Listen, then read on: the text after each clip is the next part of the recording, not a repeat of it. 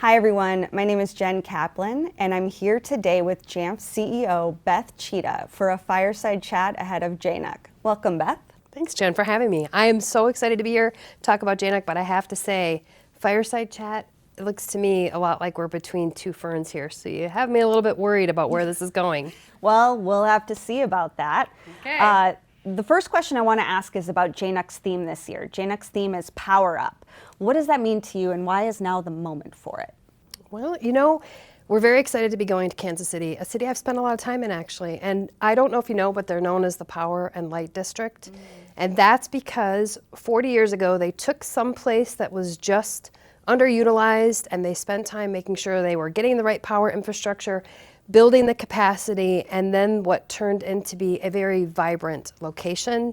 And I think it's a good parallel to where Jamf's been working. So we've been spending time laying the cables, laying the infrastructure, tying together management and security, and then really getting it ready to be powered up with everything AI and the workflows that our users need the most. And so it's kind of a great parallel to where we're headed as a company.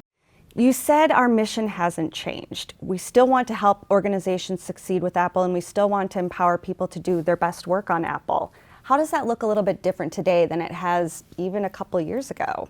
Yeah, I'd say the mission will always be to help you succeed in all things Apple. But what has changed is how complex that environment gets for our users, our employees, our admin, our CISOs. The entire community just continues to evolve. What we started in helping you manage and secure, those things are still true. But what gets even more complicated now is you have things like shadow AI and different workflows and trying to keep up with how all of those things are evolving. So the day of our community gets harder with all of the things being asked of you. And that is where, if we focus on the outcomes and how you succeed with Apple, and we continue to reach into all the places that's getting more complicated for you, it's both relying on the mission that we're comfortable with, but expanding to help solve problems that continue to evolve in your day-to-day. Without giving too much away, what's one moment you're excited for in this year's keynote? Yeah, I don't want to give too much away, but I'll say we're very excited to show a workflow we've been working on where the device can tell you the state and you can know something's wrong before you get an inbound ticket of a very frustrated user. And we're excited for how that can help so many of our users, and we're really excited to show you more.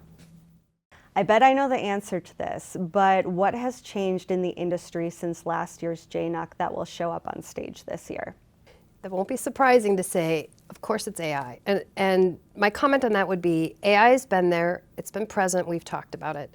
But in the last year, even in the last 6 months, the proliferation of that tool across industries has just been something quite spectacular to watch.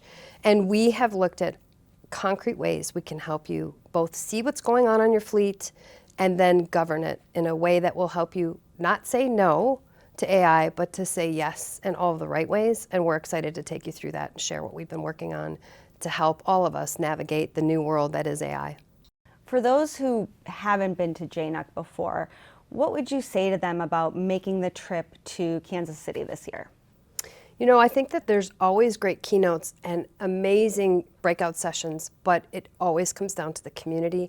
That's the compelling reason. And this is JNUC at scale. So you have the opportunity to meet with people that are solving the same problems you have, that are driving interesting ways of moving their fleets and their organizations forward. And you're just going to find 5, 10 new connections, new conversations that will help you excel at what you're doing and find new ways of working. We've talked a lot about community. Tell me about the Jamf Nation Global Foundation and how it shows up at JNUC. Yeah, I love the Jamf Nation Global Foundation.